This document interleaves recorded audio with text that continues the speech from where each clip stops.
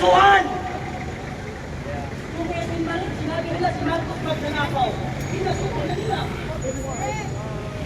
Bakit si Martin Romualdez hindi ba kulong-kulong? Kasagwat! Saludo tayo sa mga general na retirado na naninindigan para sa kanilang bayan at naninindigan para sa kanilang prinsipyo. Ang problema kasi, yung mga libag ni Bongbong Marcos. Sino ba yung mga libag din na nakapaligid sa kanya? Ayan, sila John Vic Rimulya. Mga libag ni Bongbong Marcos yung mga libag na yan. Masarapo! Hindi lang trapo, libag ni Bongbong Marcos. Di ba? Pretending! Nag-iisang taon na po si PRRD sa ibang bansa. Mula nung ninakaw at pinindap siya at pinaboy siya ng ating gobyerno. Asa na human rights? 80 years old! Harap-harapan yung panggagago sa atin ng gobyerno ito at administrasyon na ito. Hanggang ngayon, walang naninindigan, walang nag-iingay, walang napapanagot, walang matibay na eksplikasyon sa mamamayang Pilipino kung bakit si PRRD ay nasa ibang bansa. Unas! Ang tatay nila Marcos na magnanakaw, nakalibing sa libingan ng mga bayani yung gago. Ipapahukay yan! Walang leader lang ang gago. Ipahukay! Si Gloria naman, mayamang single mom. Samantala si PRRD na nagserbisyo, nagmalasakit, ipinakulong ng administrasyong bangag na ito. Inutil kasi! Pero, bago ang lahat mga kababayan, tayo ay maninindigan tayo hanggang sa uling hininga natin na dapat mag-resign si Marcos dahil wala siyang ginawa kung hindi magnakaw sa kaba ng taong bayan. Mainit yung pagtanggap sa kanya sa New York. Sobrang init ng pagtanggap sa kanya. Dahil yung pating mga foreigner nagrarally, Marcos resign sa harap mismo ng kanyang tinutuluyang hotel. Papayag ba tayo na matapos ang taon na ito na hindi mababa si Marcos? Hindi! Hindi sapat na mga balang si Bongbong Marcos. Dapat lumayas sila sa Pilipinas. Ito, may regalo kayo kay Bongbong Marcos. Fuck you. Bongbong Marcos, ito ang iyong pagluluka. Ito, walang respeto ang tao sa'yo dahil wala kang alam kung hindi magnanakaw. Ikaw ang presidente, pero ang suporta ng tao at simpatya nila nakasuporta sa mga Duterte. Basagin natin ang kanyang pagluluka. Itapo natin dyan. Bongbong Marcos, tignan mo, pagkatapos ka namin babasagin, tatapakan ka namin at duduan ka namin. Yan! Duduan nyo! Tangin mo! Tapak! Walang kwenta! Marcos resign! Marcos resign! Marcos resign! Nawala si Marcos! Naduro! Marcos resign! Ito lang ang Marcos! Marcos resign! Nawala yung ulo! Marcos resign! Ito pa! Sabi ni John Vic Rimulya, huwag kang sisigaw ng Marcos resign kasi inciting prosecution. Gago! Tangin na mo, John Vic! Paano inciting prosecution yun eh? Nagsalita lang kami ng Marcos resign kasi kahit pagsasalita, hindi lang niya alam. Hindi nga marunong sumagot sa mga interview sa kanya eh. Tapos sasabihin naman ng bobong si Ganon, ang ang galing-galing sumagot. Kahit ngayon eh, hindi niya masabi. Kahit hindi natin Arab Emirates, hindi niya masabi. Nakalimutan kasi ni Bongbong Marcos bago siya mag-flight papuntang United Arab Emirates, sumingot. Kaya nung nandun siya, mabuhay ang mga Pilipinas, gago! Ilan na ang Pilipinas? 8! Ilan ang Pilipinas, Marcos? 10! Isa lang ang Pilipinas, pero milyong-milyong Pilipino ang ayaw sa'yo at gusto kang palisainin. Bago tayo magtatapos mga kababayan, pakinggan po natin ang message ng hakbang ng maisog ng magmumula kay Atty. Vic Rodriguez. Meron po siyang mensahe sa atin mga kababayan. Ang ating minamahal na dinayang senador noong eleksyon. Atty. Sana. Yan. Pakinggan po natin.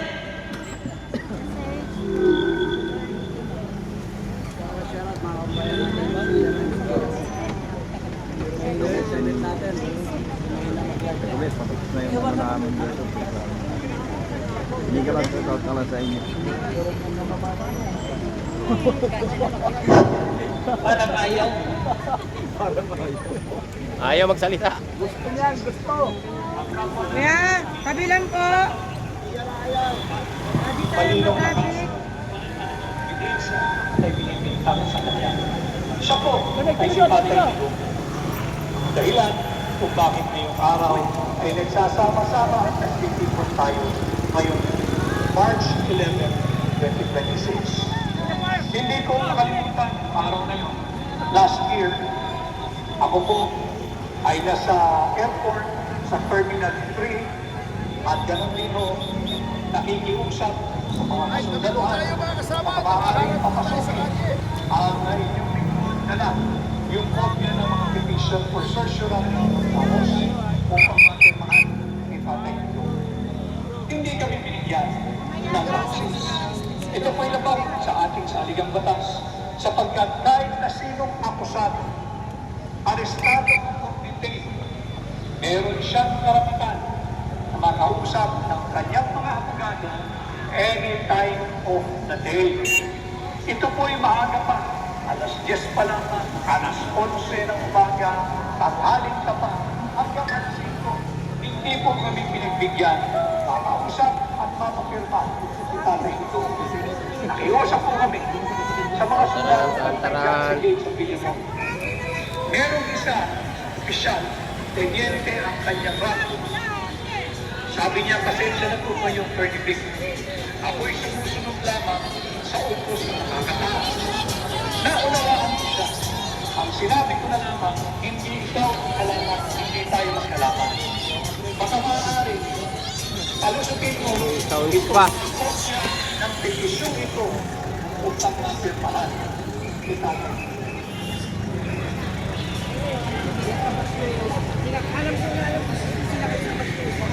Asan yung pass natin? Ang alam ko sila, kasi nagtaka ako bakit nilabot ko lahat ng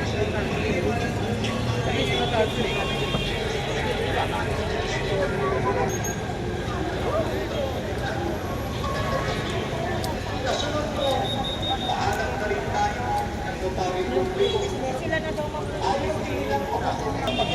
Init.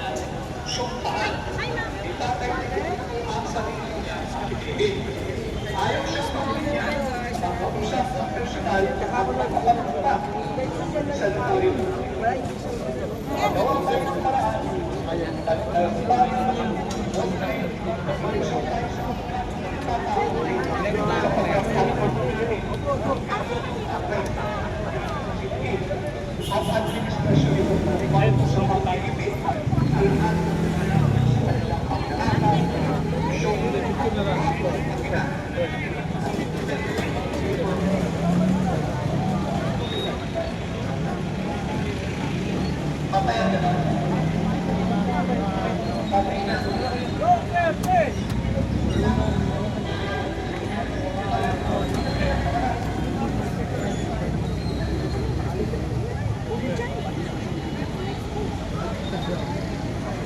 Okay mga kababayan, ang susunod po na magsasalita ay si Judge Monel.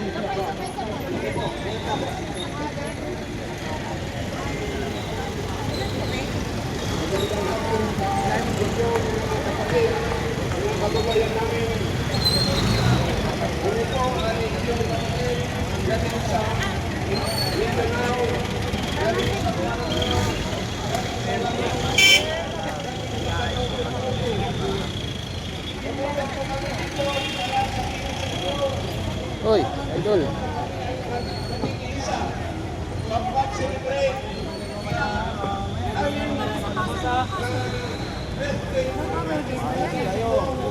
Nasaan na ikalagay na siya sa Pilipinas dahil wala naman siyang kasalanan. Wala naman siyang jurisdiction pwedeng magnanakaw. international Hindi ko tapos criminal sila, court. ano, dapat sa'yo, palis ka dyan. At Kailangan sa'yo, ayos ka. Naghintay ka ng sweldo mo. Ganun lang. Huwag na sisirain. Malinis ka. Malinis mo dyan sa gobyerno. Nagpunta ako sa Duterte. Dahil gulat ang tao bayan. Ang Duterte ang pinakamatay mo. Lahat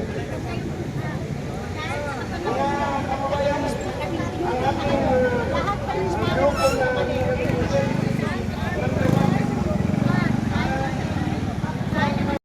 Hello, sir. Progress director po, sir. Dito lang po namin itong mga protectors. Sir.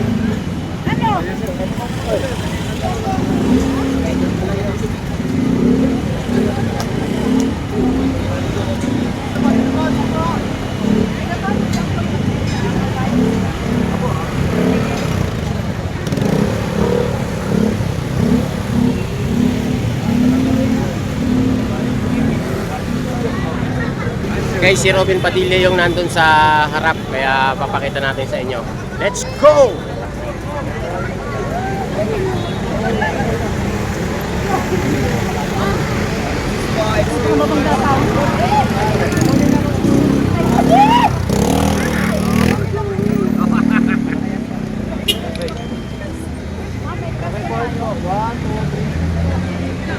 Okay, babalik ka muna ako, Senate, ha? Salamat.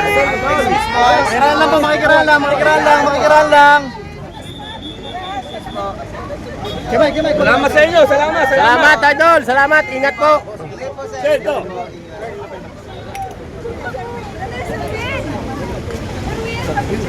Iwagay-way mo yung ating bandila natin. Sir Will, tingin ka dito. 1, 2, 3. Ay, nakulay ka? Follow.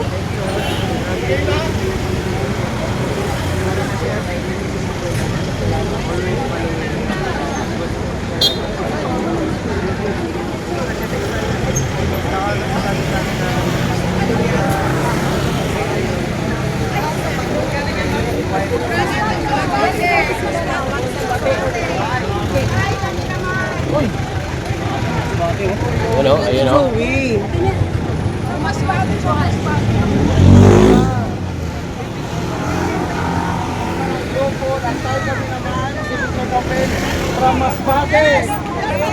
Masbate! Kami ng hustisya na may balik si Digong sa Pilipinas. Kung may Rodi, poster sa Manila at Visayas at Mindanao, ito from Masbate talaga. Taga Masbate yan guys, dumayo pa dito. Oh. Ay, ano natin, idikit natin.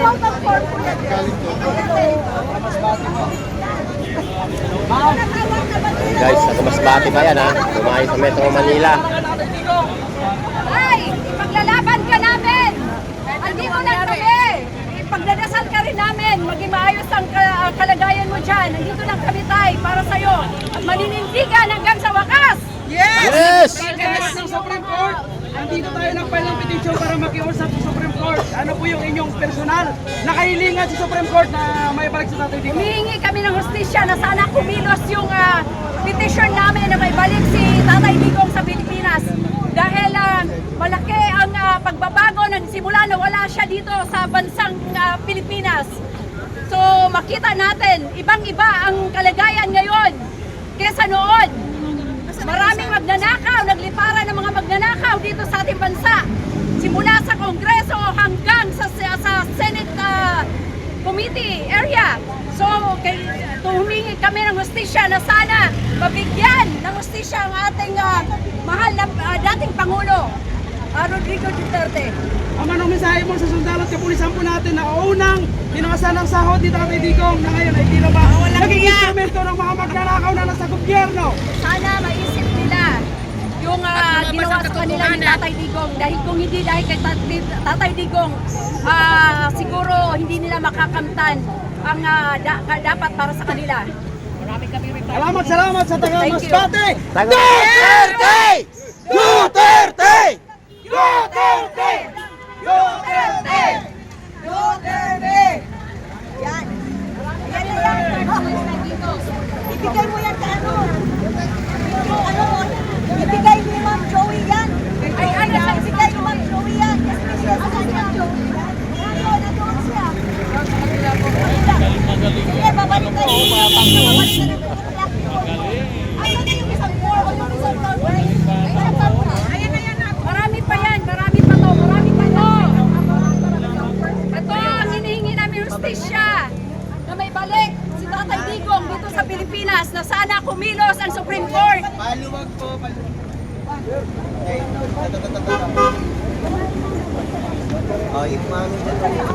Nasaan na?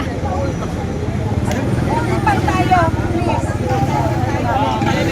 Mainit, lipat sa kabila. Yung mga senyor. Ito po, kabila oh. Nandito si si Idol. May mga parating pa guys na mga kasama natin, no? Ayan si Sir Paul, no? At napakainit. So ayan pa, meron pa mga parating na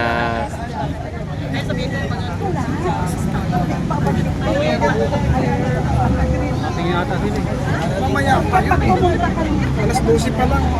launa pa lang. Mamaya pa yan, alas 3. Alas 12 yan.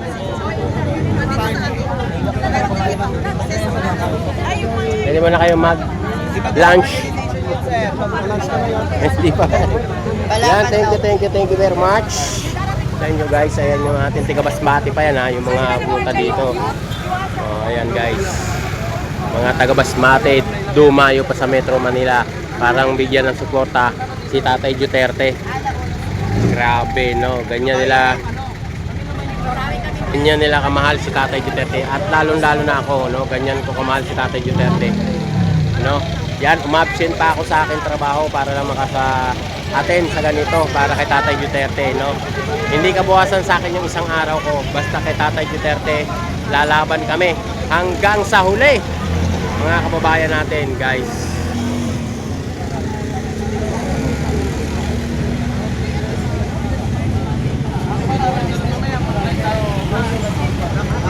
Dito pa rin sa YouTube. Baka masagi ka doon. Ayun na yung mga ano. Ayan guys, thank you very much po sa inyo lahat. Nandito muna kami. Hi ma'am. Ayan yung iba nating mga kasama pa. At yung iba na andito. O ayan. Grabe, may mga parating pa na mga kasama natin. Mga riders. Dito naman sa harap ng Supreme Court at may mga kapulisan na mga nakatambay. No? May mga gumagala tayo mga kapulisan, may mga ayan ating mga kababayan dito guys. So ganyan nila kalupit. Ayan yung mga kapulisan nandiyan nakatambak diyan sa kabilang area. At dito naman yung ating mga kababayan galing pang Masbate. No? Diga ba? Mga Masbate pa yan, Masbateño. No, yung mga kababayan natin na pumunta no dito sa harap ng Supreme Court. So para lang makiisa no kay Tatay Duterte. At lalo na ako, umabsent pa ako sa trabaho ko para makiisa. So ayan guys, oh, kitang-kita nyo naman yung ating mga kababayan. So, Idol. Sinuportahan din. Ayan, dumarating na yung ating mga kaibigan vlogger. Ayan, oh. mo lang. Pero natin nangyayabang. Ayun. Naiwan. Ay, ma'am. Mainit. So, ayan, pinagkaguluhan kanina si Robin Padilla. Kaya nandito tayo sa labas. No, thank you very much po sa inyo lahat. No? Ayan ang ating mga kababayan. Woo! Duterte, basta Duterte guys, no? Wala kaming pakialam. Basta ang suportahan namin si Tatay Duterte, no? Bahala kay diha kung sino ang inyong susuportahan.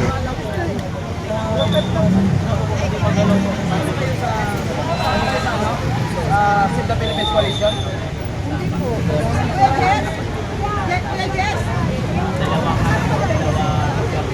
Save the Philippines Coalition.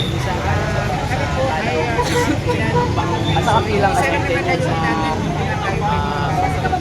iwasan ko yung pati naman po sila kayo sama-sama po wala po kayo kahit saan po kayo May venue na ba, Idol, para sa birthday ni Tatay Duterte? meron tayo meron tayo rally Saan tayo liwasan? lang kasi meron ko Kabagay. Punta kayo dito sa Paura.